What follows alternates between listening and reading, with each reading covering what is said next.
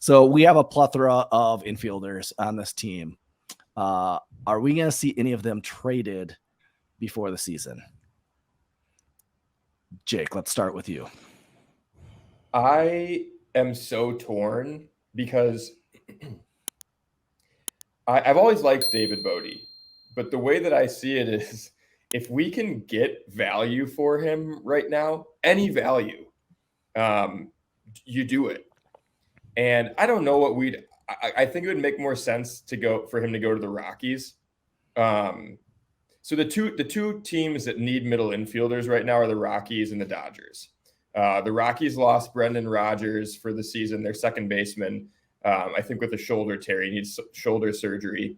And then the Dodgers lost Gavin Lux, their shortstop, which to an ACL tear. Did you see the play that he tore it on?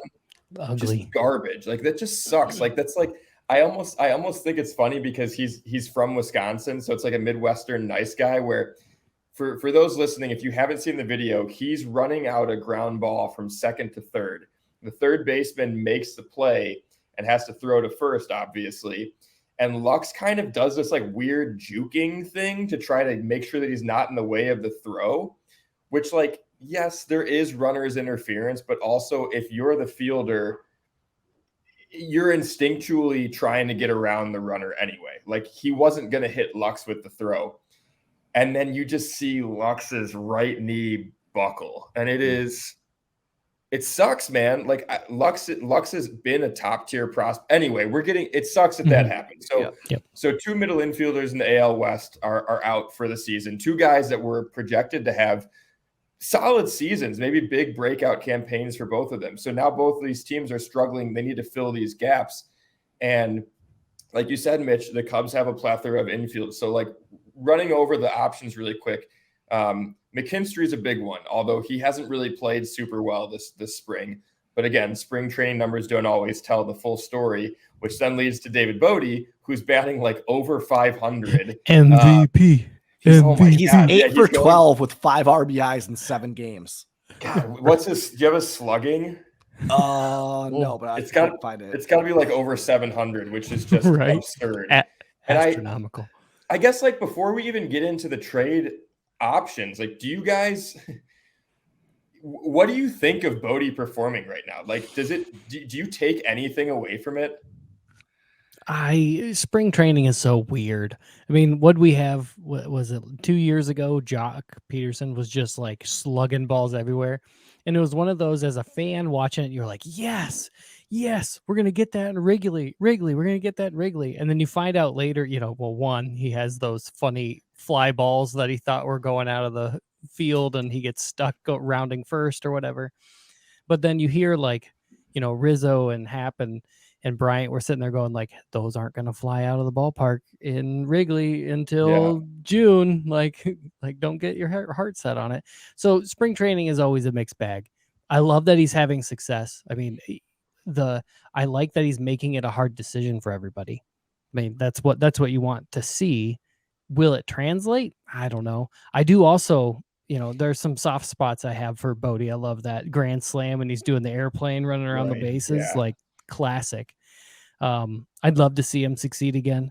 But like you said, Jake, if there's some value to be had for him at the same time, like he's not an infielder for the Cubs' future. He'd be great to have play well this year, but if you can flip him for some value, I think that would be fantastic. My thinking is I don't know how much you're going to get for him. And it's tough because, I mean, Jeff and I had this conversation last week about Bote just because he started the spring training hot, and we're like, okay, let's just see how long this lasts. And he's carried it over. His OBP is 611. His OPS is 1.611. So those are some crazy numbers. The last time that when Bote was healthy was 2020 season, I believe. And if you remember that season, he was probably the most clutch player on the team. like driving in runs. He was the guy who you wanted up to bat in that short season, that whole season long. Like you wanted Bote in there driving. I think he was the one who like started the season as the starting second baseman. But he played some key roles in that team, that 2020 team. The tough thing is he doesn't have a starting position spot right now. And you see him like last year, he came back and I don't think he was fully healthy. I think he rushed to get back because he thought he was going to lose a spot and he was going to do whatever he could to get back in and play so that the Cubs remembered his name with all these infielders that they were going out and getting. And to his credit, I mean, he did in 41 games, he had a 110 WRC plus. So he was better than league average, even though he was striking out 35% of the time. And I kind of remember thinking that when he came back last season. As Jim chimes in, Bote is due $4 million this year and $5.5 million next year, which is like, I mean, for like a bench piece that's kind of a veteran presence, like that's pretty good. Like that's good money. I think that's money well spent. And it's worth noting too that Bote's from Colorado. Yeah. So for him to go back and play for his hometown team, whether he has an allegiance to the Rockies at all or not, I mean, that's cool for everybody that plays baseball, right? Like it's a you good grow spin. up dreaming. Yeah. I mean, so I don't know. I don't think that Bote, I don't really think that this is legit. I wish it were, but he's 29 years old. He turns 30 in April.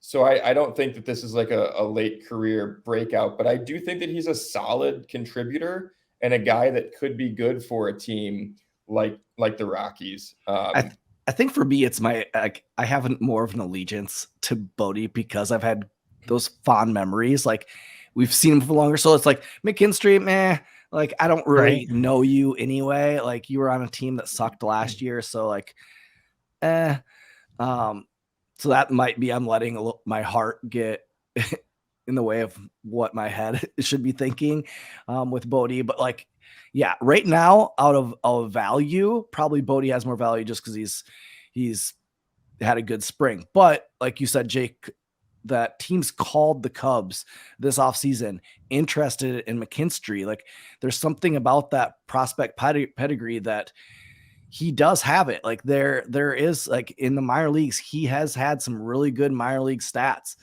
and over a couple of years. So I think right now it's going to come down to who can they get more value from. The only thing is right now, I think McKinstry has a 40-man roster spot. Bote doesn't. They could keep Bote and send him down to the minors and keep him with the Cubs, and they're not losing anything. Right. And they have then insurance if anybody goes down, if like Nico gets hurt, which he kind of tends to do sometimes, like they can bring Bote up and put him in a second base and they could be okay. That is where you kind of got to play that factor in of who they keep, who they let go, or who they trade.